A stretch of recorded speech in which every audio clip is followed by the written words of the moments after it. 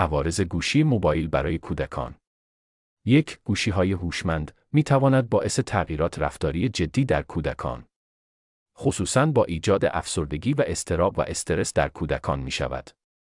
2. استفاده زیاد گوشی‌های هوشمند توسط کودکان، خصوصاً در زمان شب قبل از خواب، الگوی خواب کودک را به هم میزنه و این باعث میشه تمرکز کودک در روز پایین بیاید و یادگیریش هم دچار اختلال شود. 3. همچنان باعث افزایش مشکلات چشمی، خصوصاً افزایش ضعیفی چشم، انحراف چشم و خشکی چشم، که هر سه مشکل میتواند کیفیت زندگی کودک را تحت تأثیر قرار بدهد. 4. استفاده زیاد از گوشی‌های هوشمند باعث افت عملکرد تحصیلی در کودکان می شود.